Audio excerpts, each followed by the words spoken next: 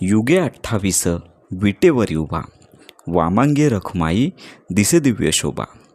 पुंडलिकाच्या भेटी परब्रह्म आले गा, चरणी वाहे भीमा उद्धरी जगा.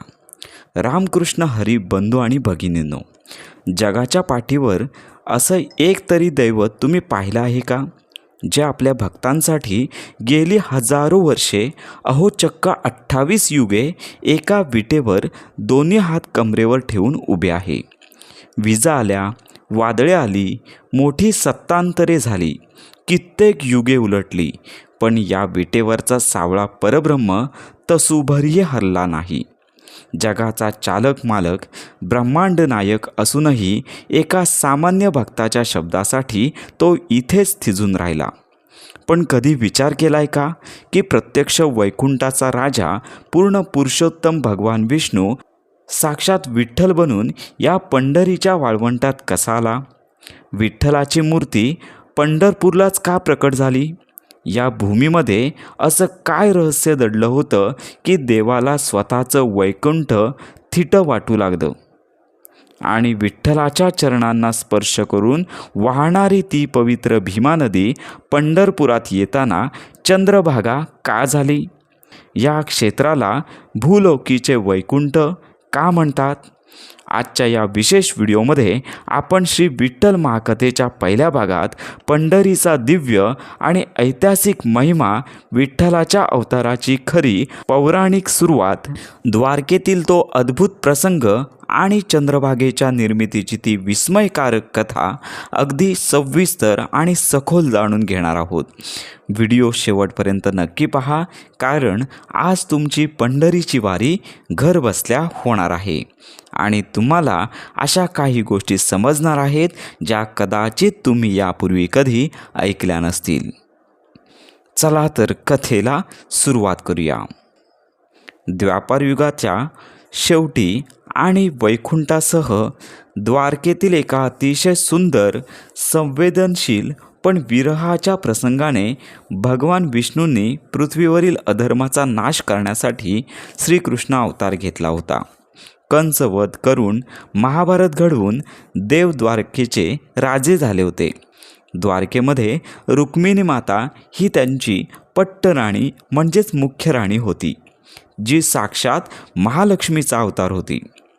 श्रीकृष्ण हा अवघ्या विश्वाचा कणा, त्यामुळे त्यांच्यावर प्रेम करणाऱ्या गोपी आणि राधिका यांच्याशी असलेले त्यांचे आध्यात्मिक, निस्सीम आणि अथांग प्रेमसंबंध सर्वश्रुत होते. जरी श्रीकृष्ण द्वारकेत रुक्मिणीसोबत राहत होते, तरी त्यांचे मन अनेकदा वृंदावनाच्या आठवणीत रमून जायचे. मंडळी, पंढरपूरचा महिमा चंद्रभागेशिवाय पूर्ण होऊच शकत नाही.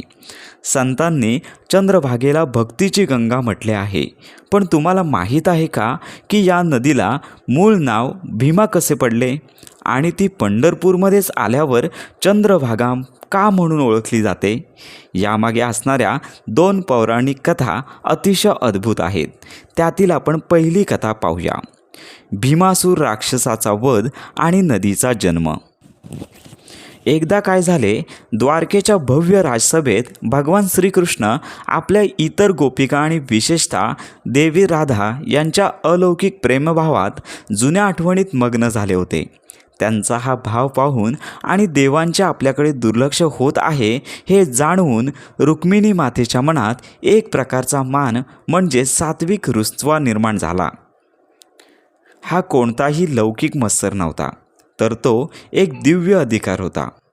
रुक्मिणी मातेला वाटले, द्वारकेच्या या राजवैभवात, गजबजाटात, 56 कोटी यादवांच्या पसाऱ्यात आणि अनेक नात्यांच्या गर्दीत ईश्वराशी म्हणजेच आपल्या पतीशी असलेले त्यांचे अनन्य नाते कुठेतरी एकांतापासून दूर चालले आहे.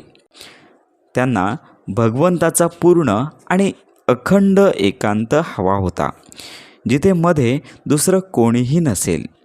त्यामुळे कोणालाही न सांगता अगदी शांतपणे देवी रुक्मिणी अत्यंत शांत, निवांत आणि तपासाठी योग्य अशा जागेच्या शोधात द्वारकेतून एकट्याच निघून गेल्या. त्या चालत चालत थेट दख्खनच्या पठारावर म्हणजेच आजच्या आपल्या पवित्र महाराष्ट्राच्या भूमीत आल्या. त्या काळी हा भाग अत्यंत घनदाट अरण्याने वेढलेला होता. हे अरण्य म्हणजेच दिंडीरवन. या वनाला दिंडीरवन का म्हणायचे? कारण इथे दिंडी नावाच्या वृक्षांची मोठी राई होती, ज्या वृक्षांना एक वेगळा सुवास आणि पवित्रता होती. या वनातील नीरव शांतता, पक्ष्यांचा किलबिलाट आणि तिथून वाहणारी भीमा नदी पाहून रुक्मिणी मातेचं मन प्रसन्न झालं.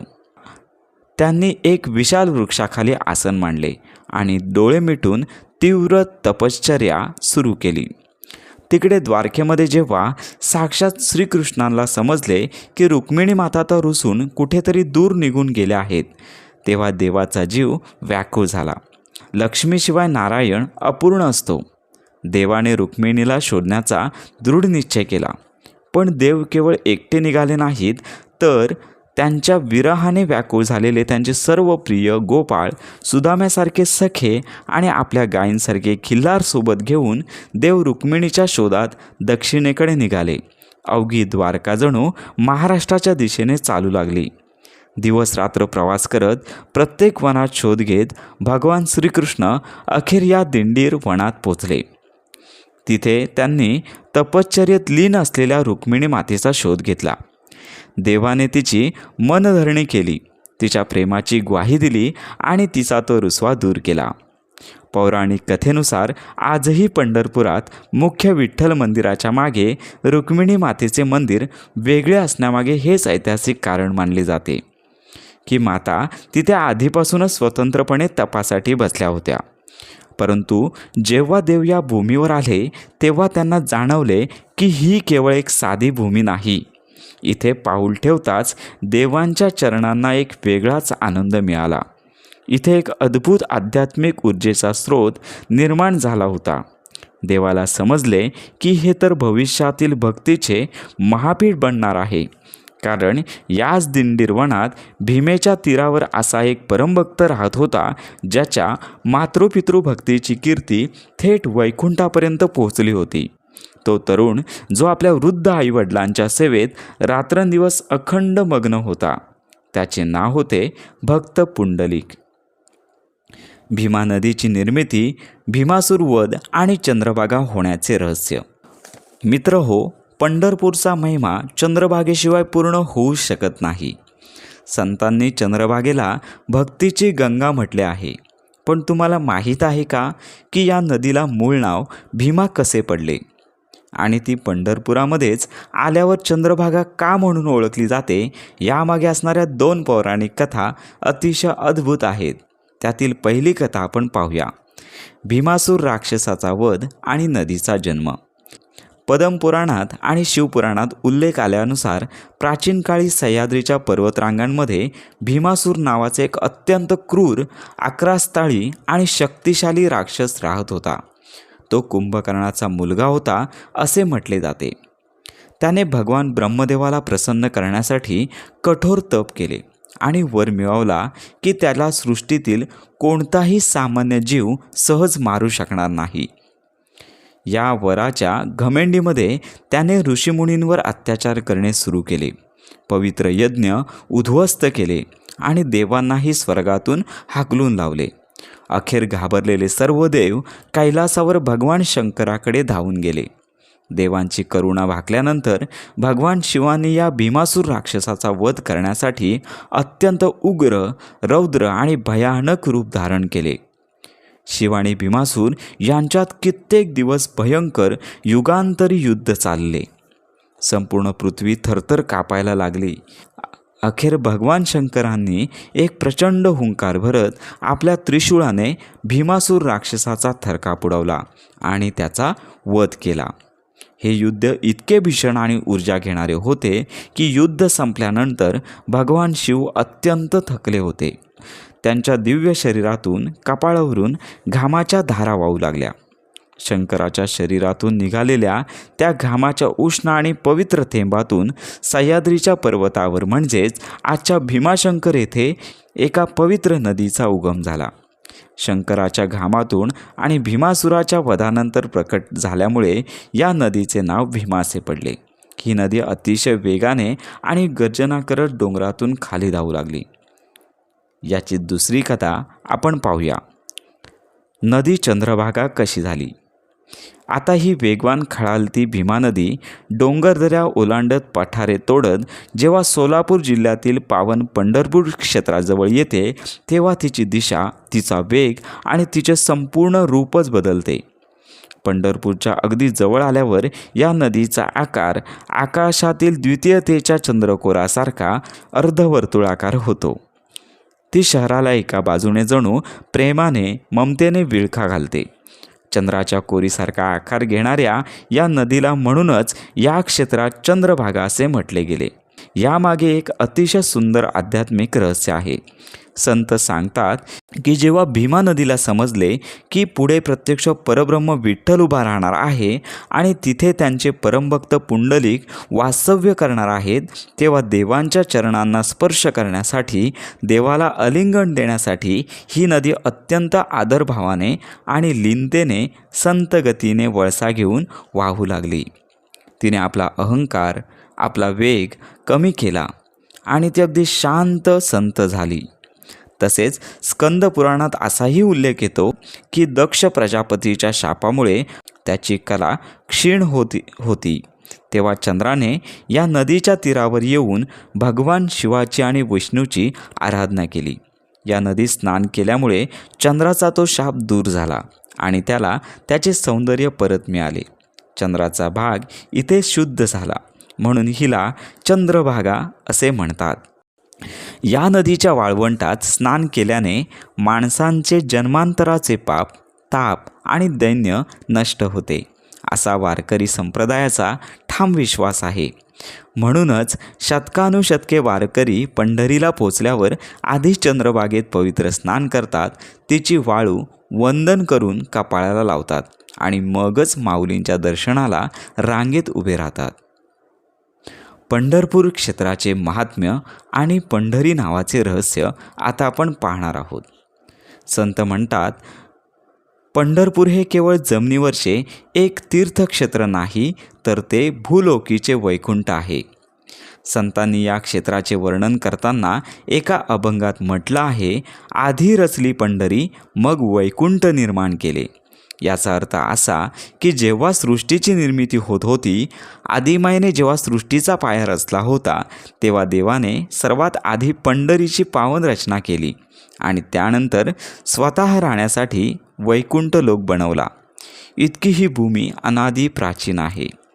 पंढरपूर हे नाव कसे पडले, याच्यामागे अनेक विद्वानांचे, पुराणांचे विविध मतप्रवाह आहेत. काही पुराणानुसार भक्त पुंडलिकाच्या अद्वितीय मातृपितृभक्तीमुळे या क्षेत्राला सुरुवातीला पुंडलिकपूर म्हटले गेले, ज्याचा अपभ्रंश लोकभाषेत होत होत पुढे पंढरपूर झाले. तर काहींच्या मते विठ्ठलाला आपण पांडुरंग म्हणतो. या पांडुरंग नावावरूनच नगराचे नाव पांडुरंगपूर पडले आणि त्याचे पुढे पंढरपूर झाले. अजून एक रंजक संदर्भ असा मिळतो की प्राचीन काळी या भागात पद्मालय किंवा पद्मतीर्थ नावाचे एक मोठे सरोवर होते, जेथे पांढऱ्या रंगाच्या कमळाची फुले पुंडरीक उमलायची. त्यावरून याला पुंडरीक क्षेत्र असेही नाव या ग्रंथामध्ये दिलेले आढळते. पण या क्षेत्राचे सर्वात मोठे आणि जगावेगळे वैशिष्ट्य काय असेल तर ते म्हणजे येथील समानता. जगातील कोणत्याही मंदिरात तुम्ही गेलात तर देव गर्भगृहात दूर उभा असतो. गाभाऱ्यात सामान्य माणसाला सहज प्रवेश नसतो. आपण फक्त दुरून हात जोडतो किंवा देवाचे दर्शन घेतो. पण पंढरीला उभा असलेला हा सावळा विठ्ठल जगातील एकमेव असा देव आहे ज्याच्या चरणावर कोणताही भक्त, मग तो राजा असो वा रंक, श्रीमंत असो वा गरीब, कोणत्याही जाती धर्माचा असो, थेट आपले डोके ठेवून देवाला कडकडून मिठी मारून दर्शन घेऊ शकतो. यालाच आपण चरणस्पर्श दर्शन म्हणतो. विठ्ठल हा केवळ देव नाही, ती माऊली आहे, ती आई आहे, जी आपल्या लेकराची माऊलीच्या मायेने वाट पाहत असते. विठ्ठलाची ही मूर्ती दोन्ही हात कटेवर, कमरेवर ठेवून उभी आहे. संत शिरोमणी तुकाराम महाराज या रूपाचे मर्म सांगताना म्हणतात की दोन्ही हात कमरेवर असण्याचा देवाचा निरोप असा आहे की माझ्या भक्तांनो, या जगाच्या संसाराला, या भवसागराला मुळीच घाबरू नका. संसाराचा हा दुःखाचा सागर तुमच्या फक्त कटीपर्यंतच म्हणजे कमरेपर्यंतच आहे. तो अगदी उथळ आहे. जो कोणी निस्सीम मनाने माझी भक्ती करेल तो या संसारातून सहज पोहून पैल तीराला जाईल. तर असा हा अनमोल ठेवा आपल्याला यातून मिळतो. यानंतर गूढ रहस्ये आणि वारीची परंपरा. मित्रांनो, पंढरपूरच्या भूवैकुंठाचे महात्म्य केवळ कथांपुरते मर्यादित नाही, तर इथे अशा काही गोष्टी घडतात ज्या आजही विज्ञानाला आणि बुद्धीला थक्क करणाऱ्या आहेत. कधी विचार केलाय का की आषाढी आणि कार्तिकी वारीला लाखो करोडो भाविक कोणत्याही निमंत्रणाशिवाय स्वतःचा खर्च करून शेकडो किलोमीटर चालत चालत पंढरपूरला का खेचले जातात? ही कोणती चुंबकीय शक्ती आहे? संतांच्या भाषेत याला भक्तीची ओढ म्हणतात. पण आध्यात्मिक दृष्टिकोनातून ही पंढरीची भूमी म्हणजेच एक जागृत ऊर्जा केंद्र आहे. इथल्या मंदिराच्या रचनेबद्दल एक अतिशय अद्भुत रहस्य सांगितले जाते. जेव्हा तुम्ही महाद्वारामधून आत प्रवेश करता तेव्हा तिथे संत चोखामेळा यांची समाधी आहे. असे म्हणतात की जेव्हा नामदेवाने संत चोखामेळा यांच्या अस्थी गोळा केल्या तेव्हा त्या अस्थीमधूनही चक्क विठ्ठल विठ्ठल असा नाद ऐकू येत होता. आजही भक्तांना त्या पायरीपाशी एक अनाकलनीय शांतता जाणवते. आणखी एक रहस्य म्हणजे विठ्ठलाची ही काळी पाषाणाची मूर्ती.